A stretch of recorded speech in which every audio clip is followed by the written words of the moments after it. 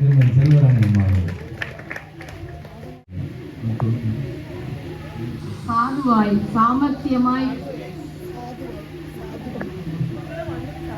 சாமர்த்தியமாய் நீதி கூறும் அன்பாய் அழகாய் அமர்ந்திருக்கும் நடுவர் அவர்களே, இருபால் பேச்சாளர்களே, அன்பு சபை மக்களே, உங்கள் அனைவருக்கும் என் அன்பின் வாழ்த்துக்கள்.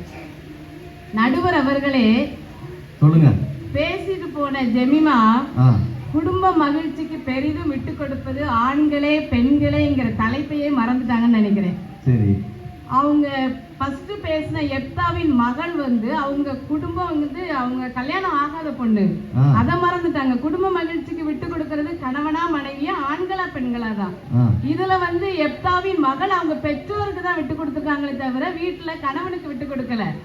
கீழ்படிதல்ல வருது, அது கீழ்படிதல்ல வருது. ஆண்டவருடைய கட்டளைக்கு கையை தட்ட மாட்டேங்கிறாங்க, கட்டளைக்கு அவங்க கீழ்படுகிறாங்க, அவ்வளவுதான்.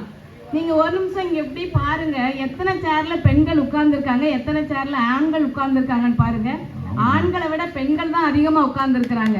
இதுல இருந்தே தெரியுது ஆண்கள் என்ன செஞ்சுட்டாங்க, பெண்கள் மகிழ்ச்சியா போய் பட்டிமன்றத்தை பார்த்து ரசிச்சுட்டு வரணும்னு விட்டு கொடுத்திருக்காங்க அப்படிங்கறத இதுல இருந்தே நீங்க தெரிஞ்சுக்கலாம். அடுத்தது பாருங்க, இந்த தலைப்புல அந்த இது மேகசின்ல வந்திருந்ததுல போட்டோ, அதை பார்த்துட்டு நிறைய பேர் என்கிட்ட கேட்டாங்க, என்ன தலைப்புல உன் போட்டோவை மாத்தி போட்டாங்களா, இல்ல பிரிண்ட் பண்ணது தப்பாயிடுச்சா, நீ நிக்கிற பக்கமே தப்பாச்சு அப்படின்னு நிறைய பேர் கேட்டாங்க என்கிட்ட. இன்னைக்கு காலையில கூட எங்க அத்தை சொன்னாங்க, நீ ஸ்டேஜ்ல போய் நின்றுட்டு நான் தப்பான இடத்துக்கு வந்துட்டேன் அப்படின்னு சொல்லி பெண்களுக்கு சாதகமா பேசிட்டு வந்துருந்தாங்க. அப்புறம் தான் ஒரு நிமிஷம் யோசிச்சு பார்த்தேன், ஒரு நிமிடம் நம்ம மாத்தி யோசிக்கலாமே அப்படின்னு சொல்லிட்டு உட்கார்ந்து யோசிச்சேன். எப்ப தெரியுமா, ராத்திரி 7 மணிக்கு. ஆனா 7 மணிக்கு யோசிச்ச பிறகுதான் தெரிஞ்சது ஆண்கள் எவ்வளவு கஷ்டப்படுறாங்க, எவ்வளவு விட்டு கொடுக்கறாங்க அப்படின்னு சொல்லிட்டு. யாரும் கைத்தட்ட மாட்டாங்க,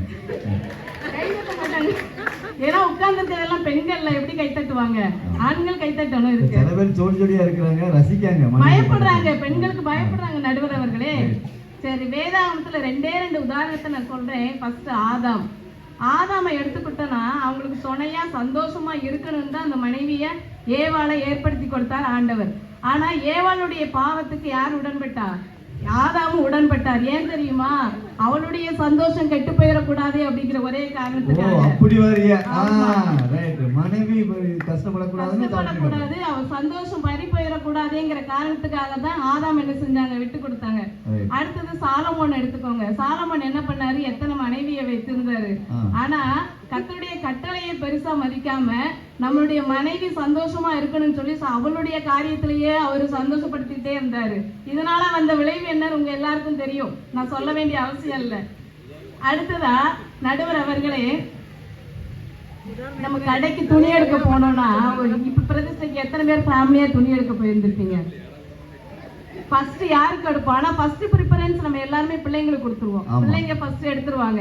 அடுத்ததான் என்ன செய்வாங்க, மனைவி நான் எனக்கு ஒரே ஒரு சாரி எடுத்துக்கிறேன்னு சொல்லுவாங்க. ஆனா எடுக்கிறது எத்தனை சாரியா இருக்கும். ஏங்க நைட்டு ஒண்ணு போடணும், காலையில ஒண்ணு கட்டணும், ஈவினிங் அசனத்துக்கு ஒண்ணு கட்டணும், எடுப்பாங்களா இல்லையா? இல்லைன்னு சொல்றவங்க கையை தட்டுங்க. யாருமே இல்ல. கண்டிப்பா இந்த பிரதிஷ்டைக்கு 3 சாரி எடுத்திருப்பாங்க. எல்லாம் பில்ல போட்டு பார்த்தா மனுஷனுடைய கையில 300 ரூபாய் நின்றுட்டு இருக்கும்.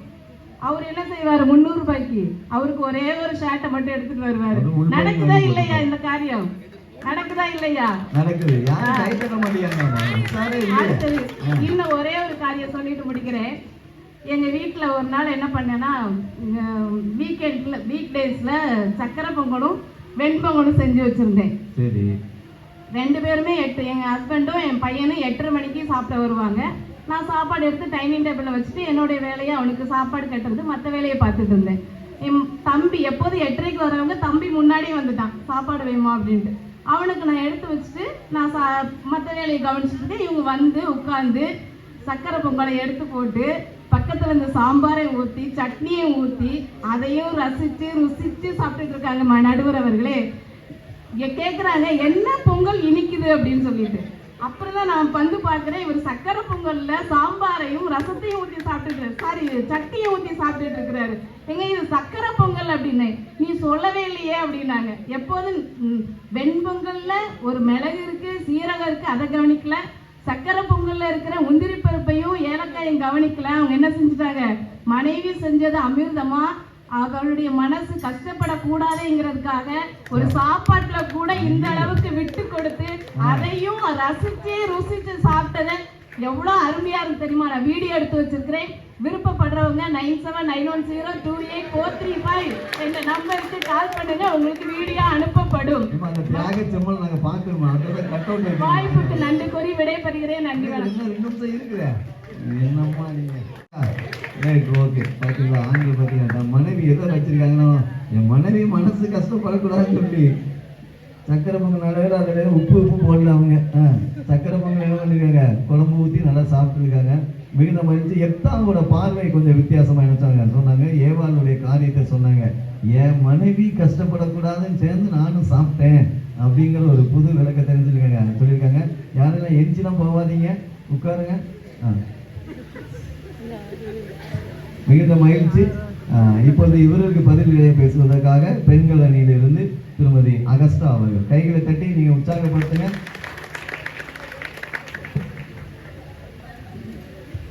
இந்த பண்டிகை நல்ல நாட்களுக்காக ஆண்டவராக இயேசு கிறிஸ்துவுக்கு நன்றி செலுத்துகிறேன். இந்த பட்டிமன்றத்தை நேரில் காண வந்திருக்கும் திருச்சபையின் மக்கள் அனைவருக்கும், நண்பர்கள், உற்றார் உறவினர்கள், உற்றார் உறவினர்கள், அன்பர்கள் அனைவருக்கும் வணக்கத்தையும் வாழ்த்துக்களையும் தெரிவித்துக் கொள்கிறேன்.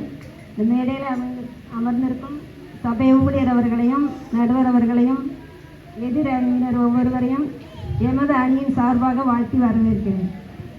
தங்கமான மனசு வாழ்த்துறாங்க பத்தியா, இதுக்கே நீங்க கை தட்டணுமா? என்னம்மா இப்படி இருக்கீங்க?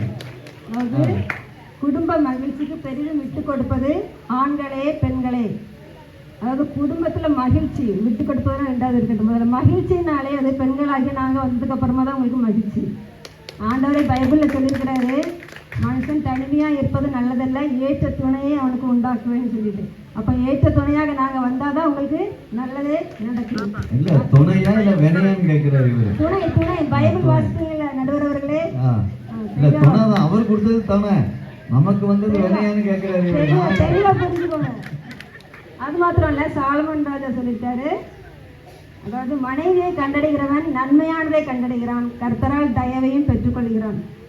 ஆண்டவரோட தயவு எங்கள் மூலமா தான் உங்களுக்கே கிடைக்குது. இதுக்கு மேல வேற என்ன வேணும் மகிழ்ச்சிக்கு உங்களுக்கு? நடுவர்களே நோட் பண்ணிக்கோங்க. இப்போ விட்டு கொடுத்தல் பத்தி வருவோம். விட்டு கொடுத்தல பெண்கள் வந்து கல்யாணத்துக்கு அப்புறமா ஜெமினி சொன்ன மாதிரி தங்களுடைய பிறந்த வீடு, பிறந்து வளர்ந்த வீடு, அப்பா அம்மா, சொந்த பந்தங்கள் எல்லாத்தையும் விட்டு அப்படி எல்லாத்தையும் விட்டு கொடுத்துட்டு வர்றோம். இங்க ஆரம்பிக்குது எங்களுடைய விட்டு கொடுத்தல். நடுவர்களே, இங்க இருந்து எங்களுடைய விட்டு கொடுத்தல் ஆரம்பிக்குது. அதான் இதை பத்தி சொல்லணும்னா எடுத்துக்காட்ட சொல்லுவாங்க.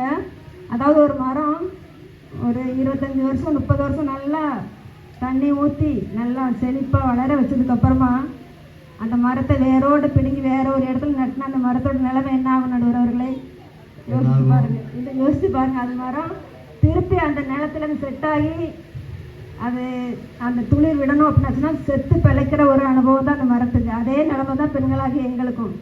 அது ஞாபகம் வச்சுக்கோங்க.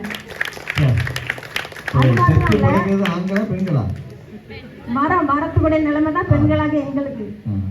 நீங்க அப்படி உங்களை அங்கிருந்து இங்க பிடிங்க கொண்டு வைக்கலையே, நாங்களே வந்துருவோம், அவ்வளவு கஷ்டம் கொடுக்க மாட்டோம். அது மாத்திரம் இல்ல, கல்யாணம் முடிஞ்ச கையோட எங்கிட்ட தானே சொல்றீங்க, போற இடத்துல பார்த்து நடந்துக்கோ, அட்ஜஸ்ட் பண்ணிக்கோ, விட்டு கொடுத்து போன்னு. எங்கேயாவது மாப்பிள்ளைகிட்ட போயிட்டு என்னப்பா கல்யாணம் முடிஞ்சிட்டு ஒய்ஃப் வந்துட்டா நீ விட்டு கொடுத்துக்கோ, அட்ஜஸ்ட் பண்ணிக்கோ சொல்றாங்களா? நோட் பண்ணிக்கோங்க. ஆமா, என்னைக்காவது ஐயா பார்த்து நடந்துக்க சொல்லியிருக்காங்க.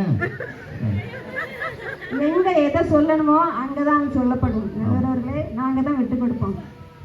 அதுக்கப்புறமா சில பழமொழிகள் சொல்றேன், கேட்டுக்கோ. கேள்விப்பட்டிருப்பீங்கன்னு நினைக்கிறேன் நடுவர்களே. கல்லானாலும் கணவன், புல்லானாலும் புருஷன், கணவனே கண்கண்ட தெய்வம்.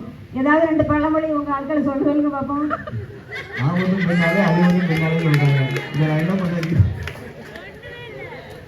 அப்புறம் பெண்கள் தான் குடும்ப குத்து விளக்குன்னு சொல்றாங்க. ஏன்னா குத்து விளக்கா வெளிச்சம் கொடுக்குறோம். வெளிச்சமாகி சந்தோஷத்தை குடும்பத்தில் கொடுப்பது பெண்களாகிய நாங்கள் தான். அதே மாதிரி வேலை காரியத்தை பார்த்தோம்னா வேலை காரியத்தை பற்றி பார்த்தோம்னா பெண்கள் கல்யாணத்துக்கு முன்னாடி வேலை பார்க்குறாங்க. ஆனால் கல்யாணத்துக்கு அப்புறமா அதே வேலையை கண்டினியூ பண்ண முடியாது. ஒன்று ரிசைன் பண்ணணும், இல்லைன்னா ட்ரான்ஸ்ஃபர் ஆகணும்.